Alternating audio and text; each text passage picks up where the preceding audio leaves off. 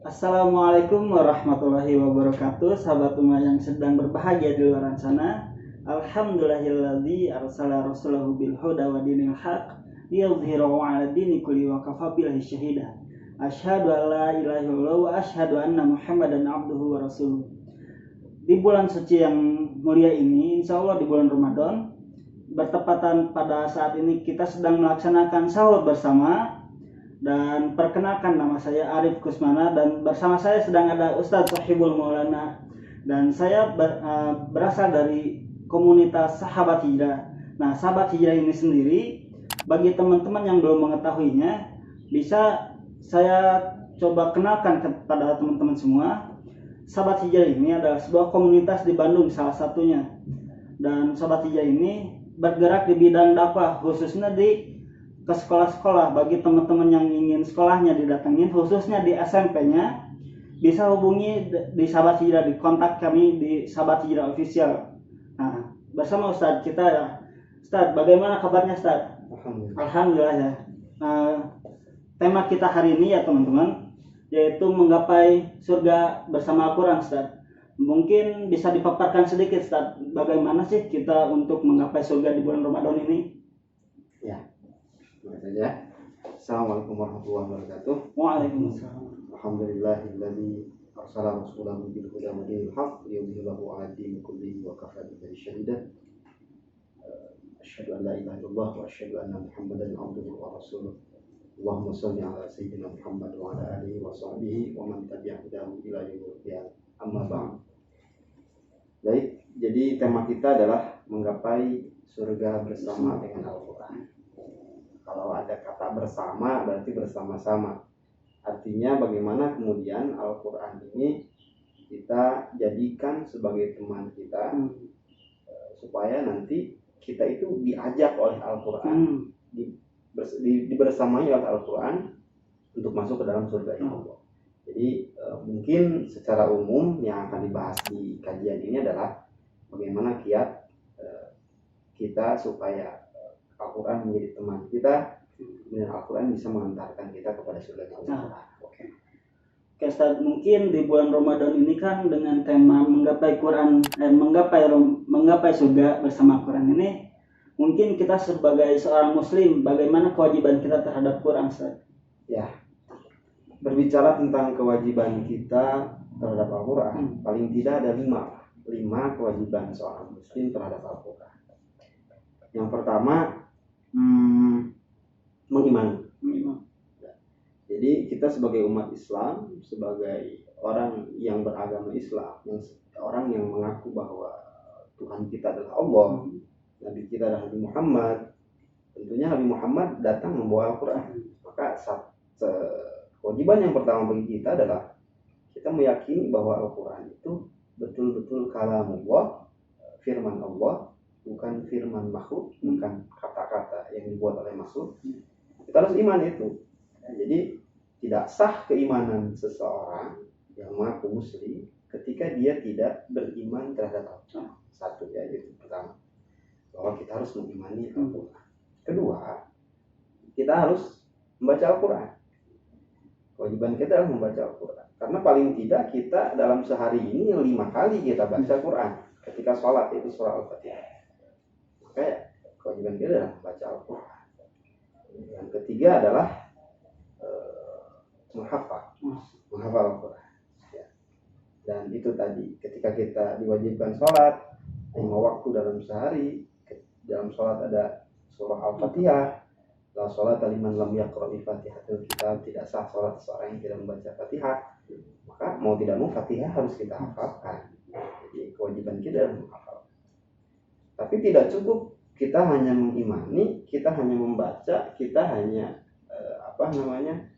mengimani, membaca, menghafal. Tidak cukup sampai di sana. Karena Quran ini kata Allah sendiri adalah hudan lil muttaqin, petunjuk bagi orang bertakwa. Dalam surah Al-Baqarah disebutkan hudan linnas, petunjuk bagi manusia. Pada intinya adalah Quran adalah petunjuk. Bagaimana kemudian Quran bisa memberikan petunjuk kalau kita tidak paham terhadap Al-Quran? Maka yang keempat, kewajiban kita terhadap Al-Quran adalah kita kita memahami Al-Quran. Gitu. Nah, tidak cukup sampai di sana sebetulnya. Percuma ketika seorang iman terhadap Al-Quran, mau membacanya tiap hari, mau menghafalkannya sampai 1 juz, 2 juz, 3 juz, bahkan 30 juz dihafalkan. Kemudian Qurannya juga dipahami, buat apa kalau tidak diamalkan? Maka yang kelima, kewajiban kita terhadap Al-Quran adalah mengamalkan isi kandungan Al-Quran, sehingga Al-Quran itu betul-betul datang sebagai hidayah bagi manusia, petunjuk jalan terang yang membimbing manusia dari kehidupan yang semrawut, kehidupan yang acak-acakan, menjadi kehidupan yang penuh di bawah lindungan hidayah Allah Subhanahu wa Ta'ala. Masya Allah tuh teman-teman, ada lima poin yang telah Ustadz sampaikan. Ya, salah satunya yang terakhir tadi, kita harus mengamalkan Quran itu sendiri. Nah, yang kedua Ustadz, apa sih keutamaan kita terhadap Quran itu sendiri Ustadz? Maksudnya keutamaan membacanya Ustadz? Membaca. Ya, jadi begini. Pertama, keutamaan Al-Quran aja dulu ya, bahwa Quran itu kan kalamullah, firman Allah Subhanahu wa Ta'ala. Maka perkataan siapa sih yang paling mulia kalau bukan perkataan Allah? Gitu ya. Di antara perkataan yang ada, maka perkataan yang mulia adalah perkataan Allah. Itu kalamullah. Quran itu adalah kalamullah, maka Quran adalah menempati tempat firman yang paling mulia di antara kata-kata yang ada. Maka ketika kita membaca Al-Quran, maka kita sedang membaca firman Allah yang mulia. Itu satu. Kedua, bahwa tadi Quran itu adalah hidayah bagi kita. Maka orang yang ingin betul-betul mendapatkan hidayah, maka harus betul-betul berkenalan dengan Quran. Betul-betul paham dengan Quran. Maka dia bisa menjadikan Quran sebagai hidayah. Kemudian banyak juga hadis Nabi yang berbicara tentang keutamaan Al-Quran. Bahwa Al-Quran ini katanya innallaha yarfa'u aqwaman bihadzal Quran, yarfa'u aqwaman wa yad'u akharin. Sesungguhnya Allah melalui kitab ini, melalui Al-Quran, banyak mengangkat derajat orang dan banyak juga menjatuhkan kedudukan seseorang. Dalam artian menjatuhkan tuh mengemukakan keburukannya, atau bisa juga mungkin melalui Al-Quran ini kemudian Al-Quran menjadi sebuah senjata yang mematikan untuk kelompok tertentu gitu ya, untuk orang-orang yang kafir, yang tidak iman kepada Allah Subhanahu wa Ta'ala. Kemudian dalam hadis juga disebutkan bahwa Iqra'ul Qur'an fa innahu ya'ti yaumil qiyamati syafi'an li ashabi. Bacalah Al-Quran karena sesungguhnya Al-Quran itu suatu saat nanti pada hari kiamat akan datang menjadi penolong bagi ashabi, bagi sahabatnya, sahabat Al-Quran. Siapa sahabat Quran? Ya, tadi sahabat Quran itu ya, dalam konteks hadis ini adalah orang yang membaca. Kalau kita berbicara tentang keutamaan baca Al-Quran, maka ada hadis juga yang mengatakan man qara'a harfan min kitabillah falahu bihi hasanah wal hasanatu bi asyri amsalha la taqulu alif lam mim harfun walakin al alif harfun wal lam harfun wal mim harfun.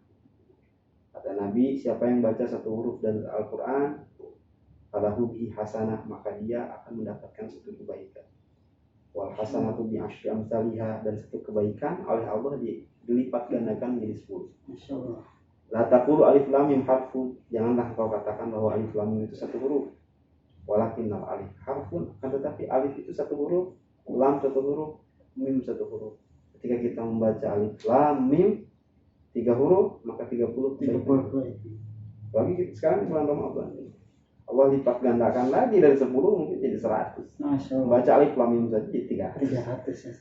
Seperti itu. Itu diantara banyak sekali lah keutamaan Al-Quran maupun keutamaan membaca Al-Quran yang bisa kita temukan dalam hadis ini. Ya.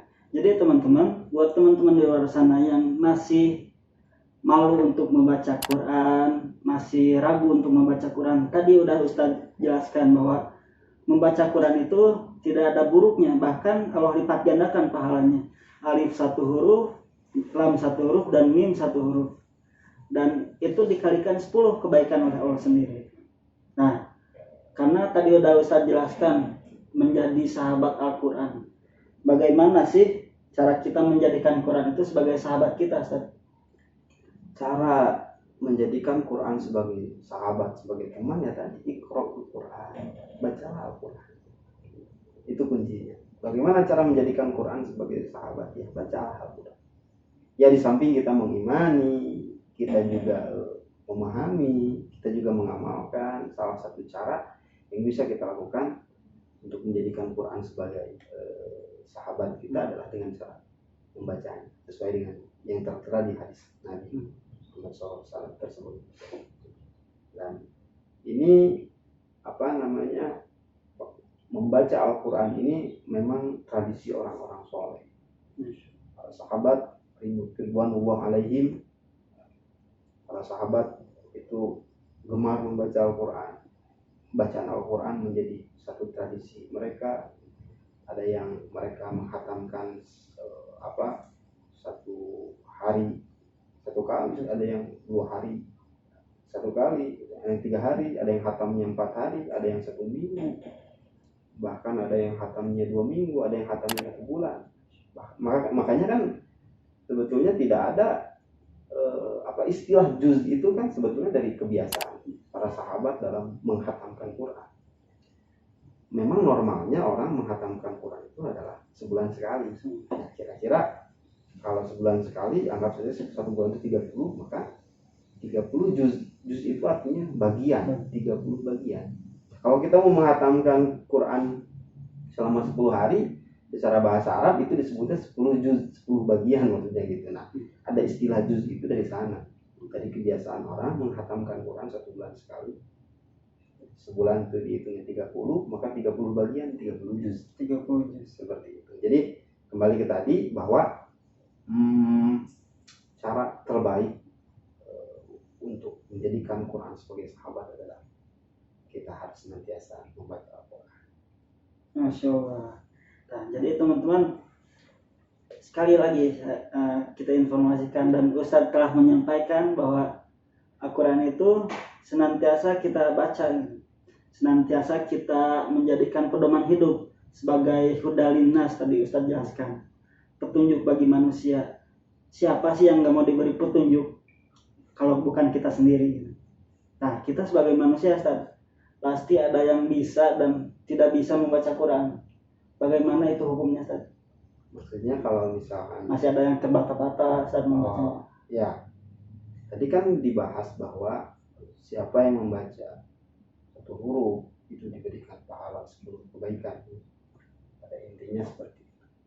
Lalu bagaimana kemudian apakah 10 kebaikan itu diberikan kepada setiap orang yang membaca Quran, tidak melihat apakah bacaannya itu benar atau salah? Apakah 10 kebaikan itu pasti akan diberikan kepada siapa saja tanpa melihat kualitas bacaannya kan? Nah, sebetulnya begini, mengenai fadilah atau keutamaan membaca Quran, ini bukan hanya hadis yang tadi. Ada hadis lagi yang mengatakan bahwa al-mahiru bil Quran ma'as-safarah al-mubarrarah fil jannah walladzi yaqra'ul Quran wa huwa yatata'tam falahu ajran. Kata Nabi, orang yang pandai baca Quran. Maksud pandai di sini itu dia baca Qurannya itu betul-betul lancar. Dia memperhatikan makharijul hurufnya, memperhatikan sifatul hurufnya, dari mana keluar huruf kha, bagaimana cara pelafalannya, bagaimana cara pelafalannya, dari mana keluar huruf jim, bagaimana pelafalan huruf bod. Orang mahir itu maksudnya itu. Jadi dia bukan hanya lancar tapi fasih dalam membacanya. Bukan hanya fasih tetapi betul-betul tartil, bacaannya rapi sesuai dengan tuntunan Rasulullah SAW. Maka kata Nabi, orang tersebut dikategorikan sebagai al-mahiru bil Quran, orang yang pandai membaca Quran. Apa balasannya? Yang pandai baca Quran, yang baca Qurannya terikat dengan hukum-hukum baik pelafalannya, maka dia akan bersama para malaikat di surga. Masya Allah. Jadi buat teman-teman jangan berputus asa buat yang belum bisa, Ustaz. Nah, ada lanjutannya itu. Sedangkan nih, bagi orang kayak kita lah mungkinnya, orang yang masih terbata-bata, orang yang masih belum bener lah baca Qurannya, itu gimana statusnya? Walladzi yaqra'ul Qur'an wa huwa yatata'u falahu ajrun. Dan orang yang baca Quran dalam keadaan masih terbata-bata, masih perlu belajar, masih nabrak sana nabrak sini, maka kata Nabi, falahu ajrun, dia mendapatkan 2 pahala. Dengan syarat dia terbata-batanya, dia masih salahnya itu karena dalam proses belajar, bukan terbata-bata banyak salahnya, banyak nabraknya karena memang tidak mau belajar. Ya, kalau kita baca Quran masih banyak salah, masih banyak yang dilabrak, masih banyak kesalahannya intinya, tapi kita tidak mau belajar, itu mah dosa. Ya, tapi kalau saya sambil proses nih belajar tahsin, belajar tajwid, belajar ikut kajian, ikut ngaji, tapi di luar pengajian saya baca Quran nih sendiri tapi banyak salahnya, nah itu berlaku falahu ajrun, dia dapat 2 pahala, 2 kebaikan. Seperti itu. Jadi jangan berputus asa tentang itu selagi kita mau belajar. Boleh kalau yang nggak mau belajar itu baru ya, itu harus dipaksa untuk mau belajar supaya tidak terkategorikan sebagai orang yang berdosa ya. Karena kalau kita salah baca, itu kan kesalahan baca itu ada 2 kategori. Ada yang disebut dengan lahan khafi, ada yang disebut dengan lahan jali. Lahan khafi adalah kesalahan yang tingkat tinggi lah, kesalahan yang hanya diketahui oleh orang ahli. Ada lahan jali. Lahan jali itu kesalahan yang diketahui oleh semua orang. Kesalahan yang nampak jelas, betul-betul nampak. Bahkan kesalahan jali ini cenderung bisa merubah makna. Maka ini hukumnya dosa. Misalkan siratal ladzina an'amta 'alaihim. Ini kita baca siratal ladzina an'amtu 'alaihim, itu beda maknanya. Tunjukilah kami jalan yang lurus, itu jalan orang-orang yang engkau berikan kenikmatan terhadapnya. Kalau dibaca tuh jalan orang-orang yang aku berikan kenikmatan kepada mereka. Itu kan jadi mengaku Tuhan dia secara tidak langsung. Ya, seperti itu. Terus kalau kita salah baca di huruf-huruf yang lain juga kan sama. Karena itu akan merubah makna secara bahasa.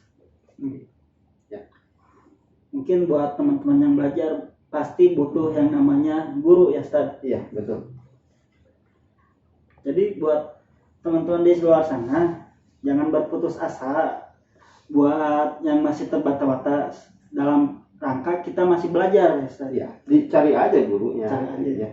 Bisa ke siapa, mungkin sahabat Hijrah juga bisa, kalau mau ada yang bergabung dengan sahabat Hijrah nanti belajar, kita sama-sama belajar, atau ada ustadz di daerahnya, di sekolahnya, di rumahnya, atau dimanapun itu bisa dijadikan sebagai wasilah untuk belajar. Nah, yang penting kita tidak membiarkan diri kita dalam kebodohan, terutama dalam hal membaca. Nah, jangan lupa kita juga dalam rangka belajar tapi harus berhati-hati dalam itu ya Ustaz. Nah, bertepatan dengan bulan suci Ramadan ini Ustaz, bagaimana sih cara kita beristiqomah dalam membaca Quran Ustaz? Sebetulnya kalau berbicara istiqomah kembali kepada diri masing-masing, artinya niat kita itu kuat atau tidak. Akan kembali lagi sebetulnya kepada kualitas keimanan kita sebetulnya. Karena yang menentukan kita mau beribadah atau tidak, yang menentukan kita mau rajin sholat atau tidak, yang menentukan kita akan rajin baca Quran atau tidak adalah kualitas keimanan kita. Itu. Ketika iman kita naik, maka ibadah kita juga akan naik. Tapi ketika iman kita turun, ibadah kita jadi malas lah, seperti itu. Maka bagaimana supaya kita bisa istiqomah? Pertama adalah niatkan dalam diri kita bahwa kita ingin beribadah kepada Allah melalui bacaan Quran. Kedua adalah tingkatkan amal soleh kita, jaga iman kita. Karena dengan proses menjaga iman itulah hati kita akan terjaga, semangat kita akan terjaga untuk senantiasa istiqomah dalam membaca Al-Quran. Masya Allah. Oke, buat teman-teman yang ingin bertanya nih, sebelumnya buat orang yang di luar sana belum download aplikasi Uma, bisa di-download di App Store dan iOS. Dan buat teman-teman yang ingin bertanya, bisa klik tombol pulpen di bawah sini, di bawah kanan sini. Nah, alhamdulillah Ustaz, udah ada beberapa pertanyaan nih dari sahabat Uma di luar sana. Yang pertama Ustaz, bagaimana sih tips menghafalkan Al-Quran Ustaz? Menghafalkan Al-Quran, ya tadi kan itu menghafalkan Al-Quran itu salah satu kewajiban kita ya. Tapi yang wajib itu adalah menghafalkan apa yang perlu dihafal, apa yang kita butuhkan, seperti Al-Fatihah atau surat-surat pendek untuk kita baca ketika sholat. Sekarang bagaimana kalau kita ingin menghafalkan surat-surat lain? Atau mungkin lebih baiknya lagi, bagaimana kalau kita ingin menghafalkan 30 juz? Itu sangat baik ya, sangat bagus, bahkan dianjurkan, silakan. Sangat senang sekali dan sangat mulia sekali lah ketika ada orang yang bercita-cita untuk bisa menghatamkan Al-Quran 30 juz. Bagaimana caranya? Banyaklah metode yang sudah dibuat oleh para ulama, para alim ulama atau para ustadz yang yang bergerak di bidang Al-Quran.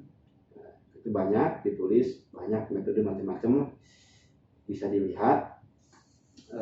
Cuman yang pasti dari semua metode yang ada sebetulnya itu akan kembali kepada dua. Satu adalah membaca, kedua mengulang. Itu aja sebetulnya. Semua metode apapun tentang menghafalkan Quran akan kembali kepada dua. Satu adalah membaca, kedua mengulang. Baca sekali diulang, baca sekali diulang, baca sekali diulang. Seperti itu. Seperti kita mungkin lagu apa gitu ya, kita banyak dengar, banyak diucapkan, tiba-tiba hafal sendiri, seperti itu. Jadi menghafal, mengulang, menghafal, mengulang. Tapi proses menghafal dan mengulang ini akan kembali kepada satu hal, yaitu kepada diri kita, mau atau tidak, ya, mau atau tidak untuk menghafalnya, kembali kepada niat. Jadi selain tadi menghafal, mengulang, ya kita juga niatnya harus kuat. Dan untuk bisa membaca dan bisa mengulang itu adalah salah satu medianya juga adalah baiknya bacaan Quran kita. Karena ketika bacaan Quran kita tidak baik, maka sebetulnya itu akan mengganggu juga proses menghafalkan Al-Quran. Ya. Saya punya asumsi bahwa ketika bacaan Quran seseorang itu baik, maka dia akan memiliki kesempatan yang lebih besar untuk bisa menghafalkan Quran. Besarnya kesempatan seseorang dalam menghafal Quran itu tergantung seberapa besar kemampuan dia dalam membaca. Jadi, perbaiki dulu tilawahnya, baru tahfidz atau menghafal. Nah, itu teman-teman, Ustadz telah menyampaikan metode menghafal yang baik dan benar. Dan ada pertanyaan lagi Ustadz. Ya. Kan di bulan suci Ramadan ini ada sholat tarawih berjamaah, mungkin ada yang tidak karena saat ini sedang terjadi pandemi COVID-19. Biasanya surat yang dianjurkan pada saat tarawih apa Ustaz? Kalau surat yang dianjurkan pada saat tarawih sebetulnya semua surat baik lah.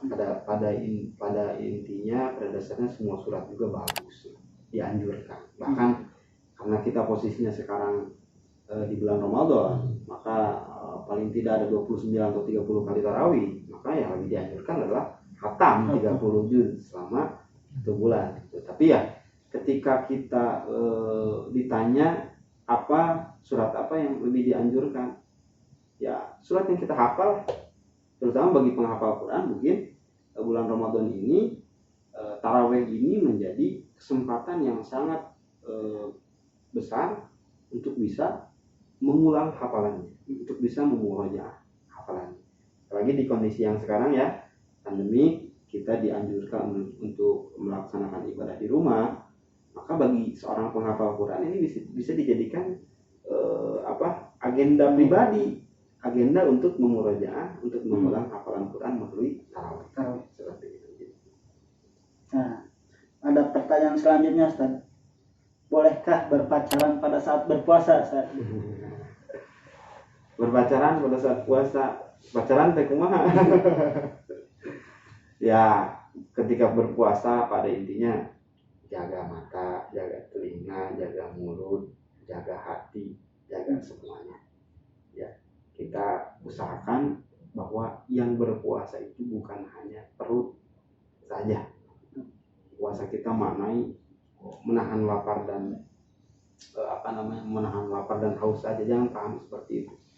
Tapi yang lebih baiknya adalah ketika kita berpuasa, yang berpuasa itu bukan hanya perut kita saja, tetapi tangan kita juga ikut puasa. Artinya yang biasanya kita melakukan sesuatu yang mubah, sesuatu yang sia-sia, udahlah ketika bulan Ramadan ini dikurangi. Maka kita juga ikut berpuasa ketika di bulan-bulan biasa ini terbiasa melihat hal yang mubah, hal-hal yang mubazir misalkannya, kita tahan. Juga anggota tubuh lainnya, maka udahlah stop dulu kayak gitu. Ya, jadi teman-teman stop dulu ya untuk berpacaran, khususnya di bulan Ramadan, dan kalau bisa seterusnya. Kalau sampai nikah, alhamdulillah ya, Ustaz. Nah, kita lanjut, Ustaz. Ada yang bertanya dari Zaki ini, Ustaz. Bagaimana caranya belajar membaca Al-Quran bagi orang yang sudah lanjut usia, Ustaz? Ya.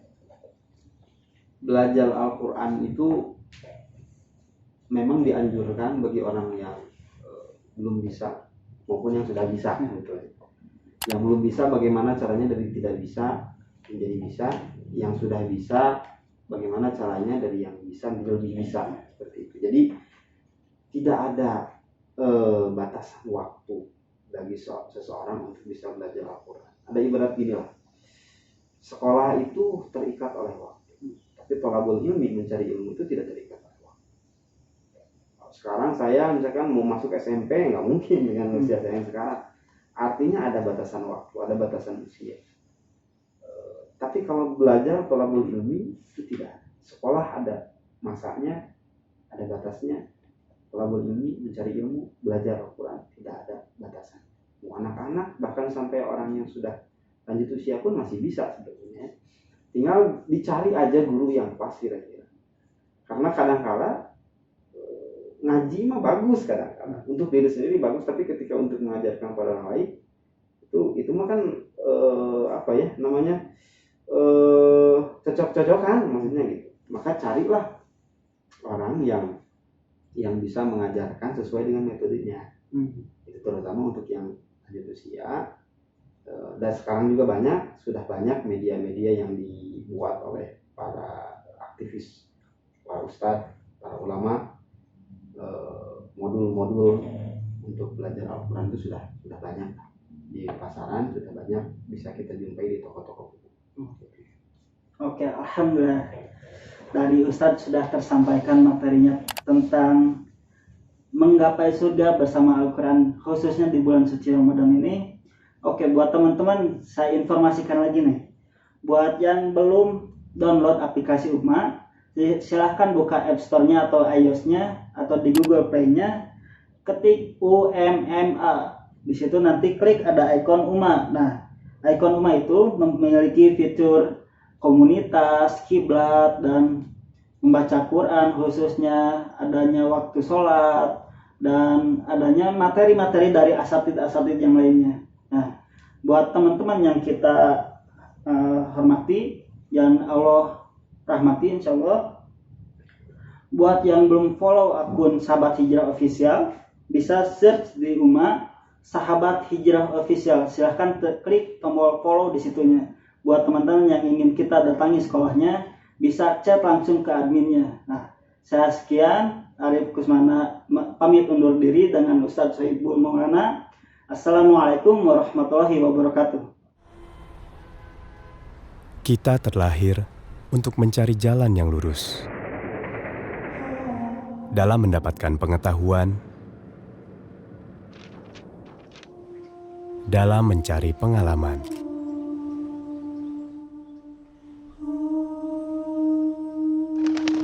dan dalam mengemban amanah untuk menjadi manusia yang lebih baik. Namun, dalam perjalanan kita, dunia tidak selalu sejalan dengan keyakinan.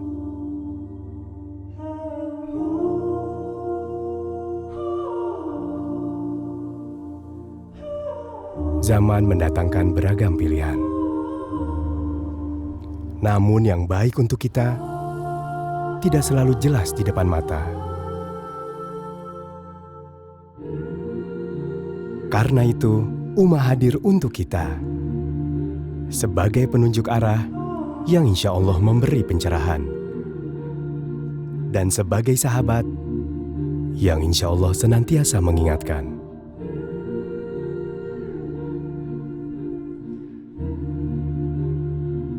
Dalam perjalanan kita pulang menuju jannah, Ummah, teman ibadahmu.